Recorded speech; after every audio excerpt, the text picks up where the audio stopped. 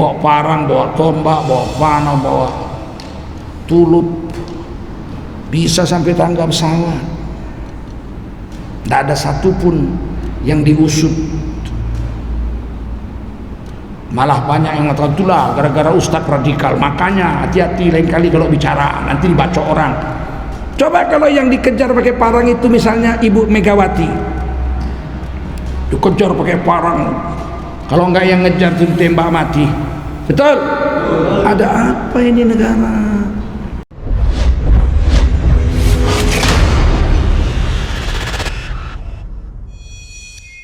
Assalamualaikum warahmatullahi wabarakatuh.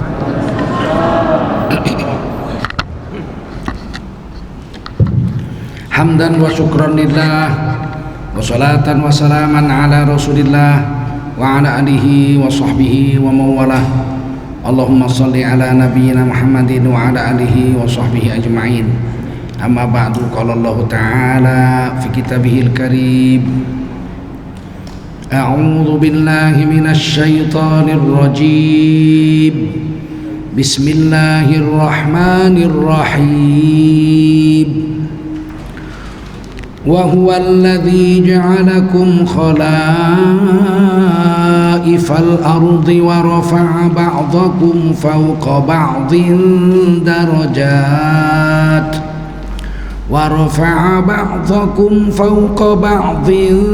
darajat liyabluwakum fima atakum. Inna rabbaka sari'ul iqab wa innahu laghafurur rahim. Qala Rasulullah sallallahu alaihi wasallam, man kharaja fi talabil ilmi fahuwa fi sabilillahi hatta yarji'.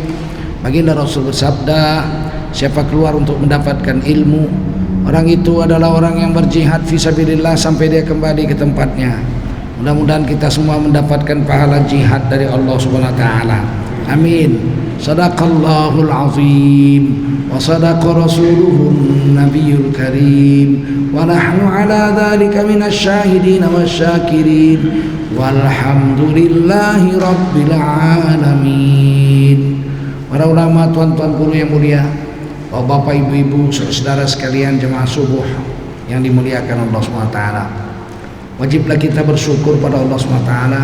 Salawat dan salam kita sampaikan untuk baginda Rasulullah Sallallahu Alaihi Wasallam. Kepada saya diminta bicara tentang fitnah akhir zaman. Fitnah akhir zaman ini cobaan terhadap umat Islam. Apakah mereka mampu tetap mempertahankan agamanya atau tergeser atau bahkan terbuang dari agamanya dengan datangnya cobaan yang bertubi-tubi. Yang pertama tentu kita mau bahas tentang cobaan umat akhir zaman ini mengenai akidahnya, keyakinannya kepada Allah SWT dan rukun imannya. Ada satu gerakan akhir-akhir ini semakin menguat di Indonesia, yaitu gerakan memesongkan pemahaman agama dari orang-orang Islam. Ini sebetulnya sudah terjadi sejak zaman Buya Hamka, zaman PKI sedang kuat-kuatnya itu, yaitu tahun 1960-an. Buya Hamka lah yang mengeluarkan istilah mereka mau memesongkan akidah umat Islam. Artinya mau dibelokkan. Pemahaman orang Islam itu mau dibelokkan agar orang Islam itu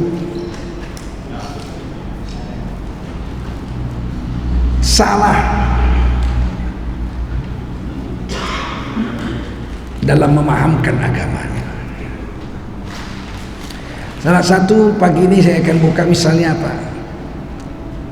Gerakan pluralisme agama yang mengatakan semua agama itu sama saja. Ini sebetulnya mau membelokkan kita dari agama.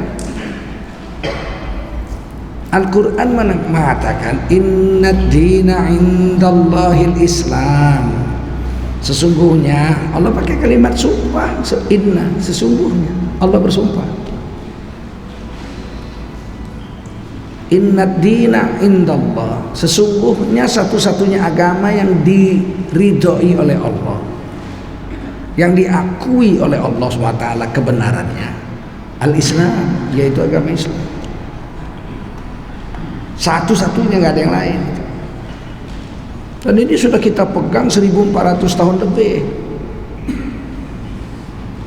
Tiba-tiba ada orang profesor, doktor, ahli agama, tokoh masyarakat, pembesar organisasi Islam, bicara di televisi, semua agama itu sama saja. Semua agama itu sama saja. Siapa saja yang berbuat baik di dunia ini, kelak kalau sudah mati di akhirat, semuanya akan masuk surga, apapun agamanya. Apapun agamanya. Apapun agamanya.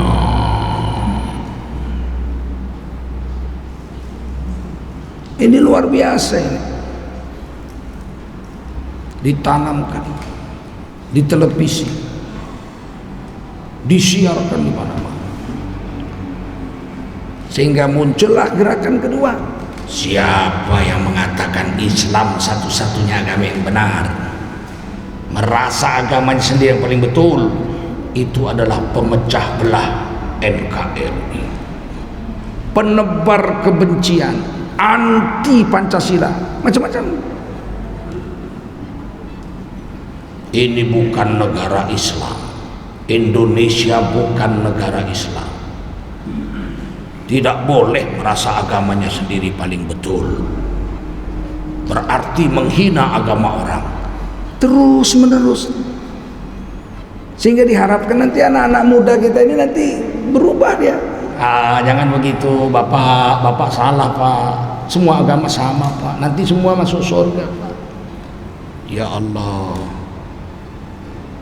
Orang yang sholat 5 waktu sama orang yang nggak sunat, nggak pernah sholat, sama-sama masuk surga. Orang yang seumur hidup nggak makan yang haram sama orang yang makan babi siang malam, sama-sama masuk surga. Orang yang menyembah hanya Allah saja dengan orang yang menyembah banyak Tuhannya, itu sama-sama masuk surga. Bahayanya pemahaman ini. Kalau kita jelaskan begini, Ustadz radikal, jangan dikasih masuk ke masjid Anda, kasih sertifikat, nggak lulus jangan kasih ceramah. Waduh, mau dikemanakan agama kita ini?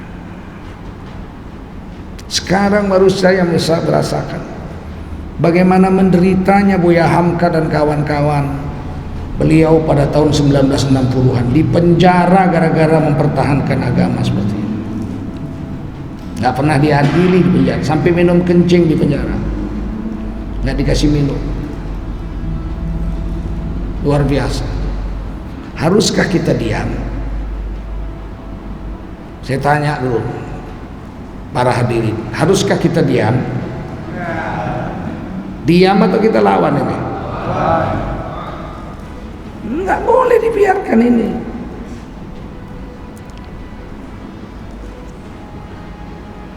Ini bukan negara Islam, betul. Ini negara yang berfalsafah Pancasila, betul. Siapa yang menghindari itu?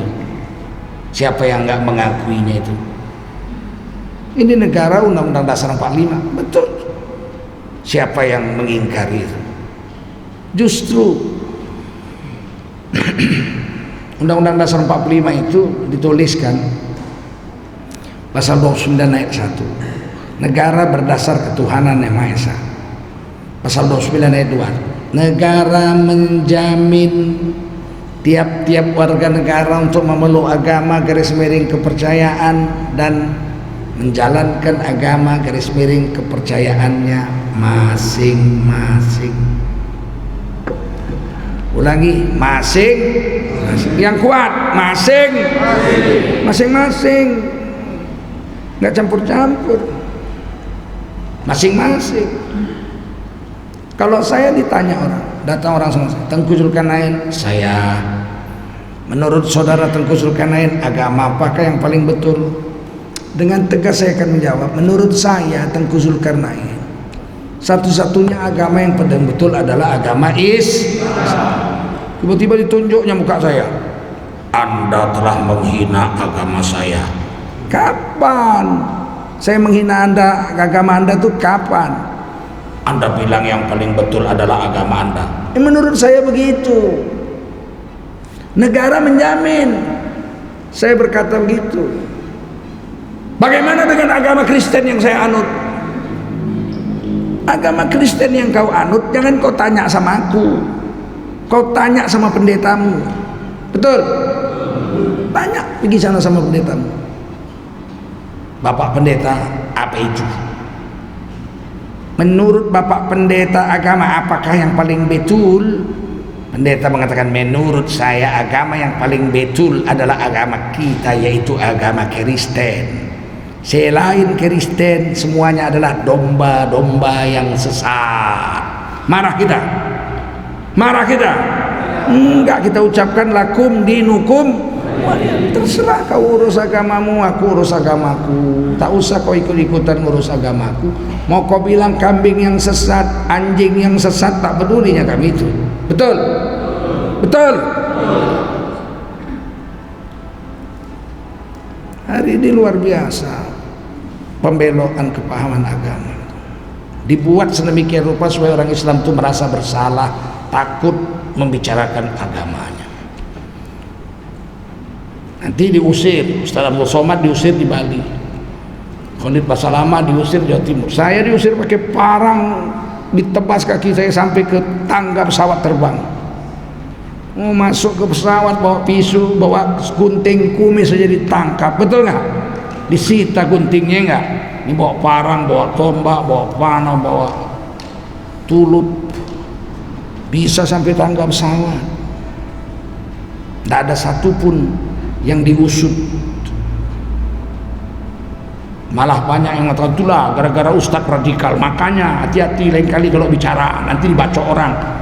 Coba kalau yang dikejar pakai parang itu misalnya Ibu Megawati, dikejar pakai parang, kalau enggak yang ngejar itu ditembak mati. Betul? Ada apa ini negara? Ada apa dengan negara ini?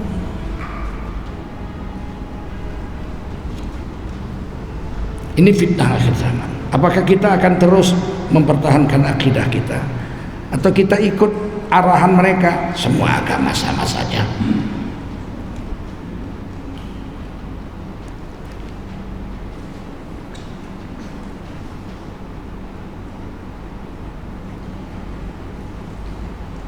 Pernah seorang doktor agama datang ke kantor saya.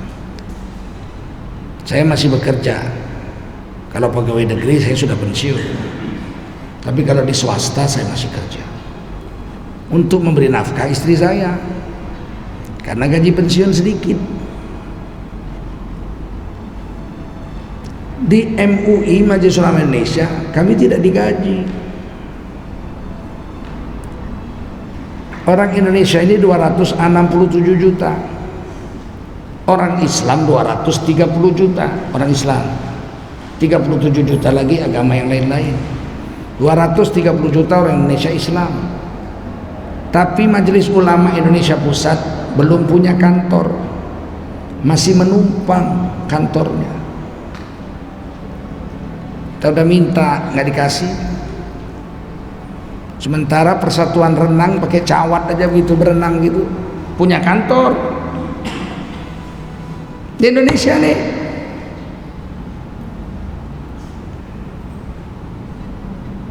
Tapi dituduh MUI makan duit sertifikasi halal 280 sekian triliun. Innalillahi wa inna ilaihi rajiun. Dan tidak ada satupun pejabat negara yang membantah itu. Mestinya presiden bilang jangan begitu, tidak ada. Kalau memang ada, tangkaplah. Ketua umumnya sekarang jadi wakil presiden, tangkaplah. Kalau memang pencurinya Majelis Ulama ini, kenapa diangkat jadi wakil presiden? Betul? ketua umumnya, kalau memang MUI ini pencuri, maling. Kalau kami punya uang 280 triliun, ngapain masih numpang kantor, betul nggak? Betul. Kami belilah Hotel Indonesia itu, kami jadiin kantor kami situ. Sepanjang Jalan Tamrin, Jalan Sudirman, Jakarta tuh kami beli semua. 287 triliun. Duit sebanyak itu mau disimpan di mana? Disimpan di bank ketahuan sama PPATK, pemerintah tahu. Betul. Disimpan di kasur, diambil bini kita. Gimana bisa pernyataan seperti itu beredar di Indonesia dan tidak ada satupun pejabat-pejabat negara ini yang melindungi Majelis Ulama Indonesia? Tangkaplah hoak, buktikan mana duitnya. Nggak ada, tangkap. Ini yang ditangkap ustadz yang ceramah ditangkap. Ada apa dengan negara ini?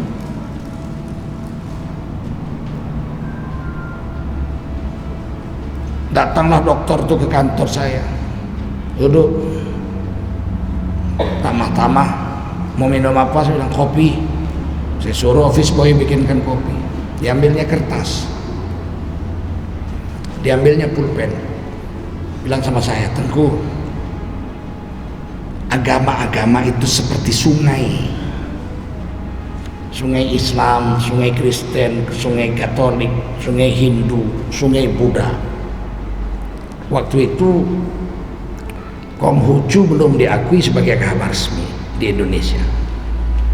Di sungai-sungai berbeda-beda nih, sungai Islam, sungai Protestan, sungai Katolik, sungai Hindu, sungai Buddha ini tidak sama, masing-masing berjalan menuju laut, berbeda-beda.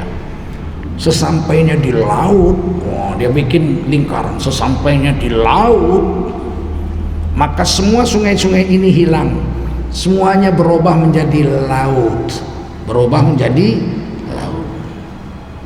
Maksudmu apa? Saya bilang, itu di dunia aja, itu ada Islam, Kristen, Katolik, Hindu, Buddha, itu di dunia. Nanti kalau sudah di akhirat, semuanya adalah hamba Allah. Sama saja, semuanya akan masuk surga Allah Subhanahu wa ta'ala. Bagaimana jawab klien kalau datang ke kantor klien orang seperti ini? Nih anak-anak muda, masuk akal kan? Sungai beda-beda, sampai di laut bersatu. Saya waktu itu jawab begini, wah hebat pemikiranmu ini. Makanya jangan merasa Islam paling betul, semua sama, nanti masuk surga semua. Hebat kau, saya bilang. Kalau begitu kebetulan ini, saya bilang. Sebentar lagi bulan puasa. Sebentar lagi bulan puasa. Waktu itu sudah dekat puasa, sudah bulan Syaban. Bulan depan kita puasa.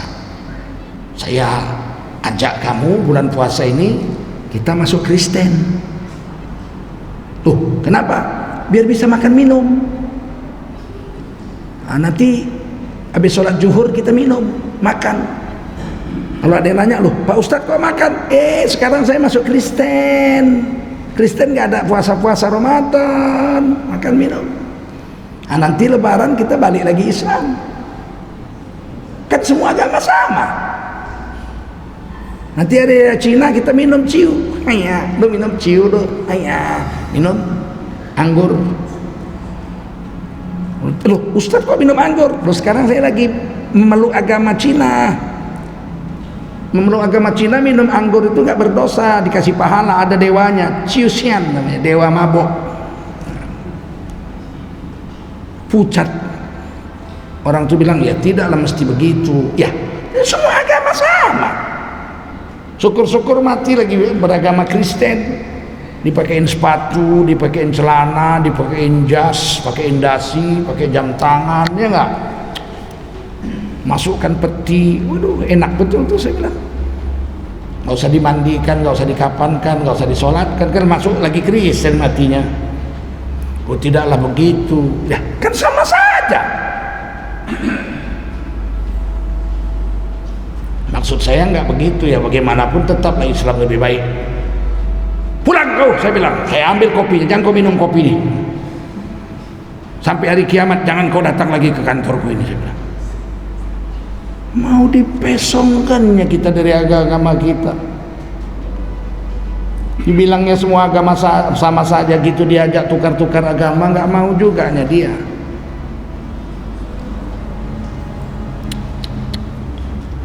Ini gerakan Pak, terus ini nggak berhenti Pak. Ini terus ini sampai orang Islam ini murtad semua.